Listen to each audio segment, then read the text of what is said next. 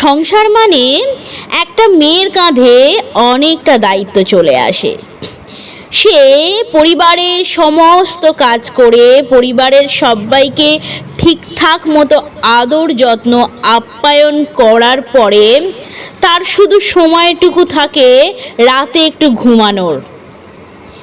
না, আর নয়, একটা দিন তো নিজের জন্য একটু ভাবা যেতেই পারে। তাই নিজের জন্য একটু ভাবতে বেরিয়ে পড়লাম আমরা দুজনে মা কালীর মন্দিরে। এটা হলো দক্ষিণেশ্বর কালী মন্দির। আমরা এখানে পৌঁছে এলাম। চারিপাশের চার দেয়ালে বন্দি থাকা সেই মেয়েটা, পরিবারের সবাইকে যাকে আদর যত্ন করতে হয়, সেই মেয়েটা একটুখানি নিজের জন্য সময় পেয়েছে ঘুরতে আসার। তার আনন্দের শেষ নেই। কিছু খাওয়া হোক বা না হোক সেটা কোনো যায় আসে না, কিন্তু ঘোরাটাই আসল মজা। সত্যি এমনই জিনিস যেখানে সমস্ত চিন্তা ভাবনা ছেড়ে নিজেকে একটু একার মতো করে মানিয়ে নেওয়া যায়, একার মতো করে নিজের পথটা চলা যায়। যাই হোক, ভাগ্য করে আমি কিন্তু একটা আমার স্বামী পেয়েছি। সেই স্বামী আমার জীবনের সমস্ত রকমের দুঃখ ঘুচিয়ে শুধু সুখটাই সে আমার জীবনে বহন করে নিয়ে আসতে পারে, যার কোনো তুলনাই হয় না। সত্যি যাকে আমি পেয়েছি সে অনেক ভালো।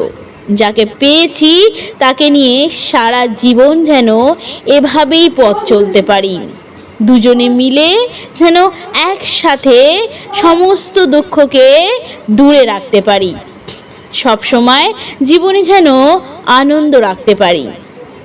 সত্যি কথা বলতে কি বলতো, শুধুমাত্র সংসারের কাজ আমি একা করি না, আমার হাতে হাতে আমার বড় কিছুটা সাহায্য করে দেয়। বলার একটা কথাই যে সমস্ত মহিলাদের যাদের যাদের স্বামীরা তাদের পাশে থাকে না আজকের দিনে দাঁড়িয়ে, সেই সমস্ত মহিলাদের পাশে থাকার দরকার পুরুষ মানুষদের। কারণ মহিলা শুধু একটা কাজে ব্যস্ত থাকে না, তারা নানা ধরনের কাজে ব্যস্ত থাকে। আর এটা সবসময় তোমাদের বুঝতে হবে, সেই মহিলা শুধুমাত্র পরিবারের লোকজনকে নয়, সাথে সাথে তোমাকেও খুবই আদর যত্নে রাখে। এটা কিন্তু একদম অস্বীকার করলে চলবে না। সময়কে সাথে নিয়ে এগিয়ে গিয়ে একটা মেয়ের সাথে থাকাটা এখনকার পুরুষ মানুষদের উচিত। এটা আমার তরফ থেকে আমি মনে করি। কে কেমনভাবে মনে করবে সেটা তার ব্যাপার, সে সেটাকে কিভাবে নেবে সেটা তো সম্পূর্ণ তার ব্যক্তিগত ব্যাপার।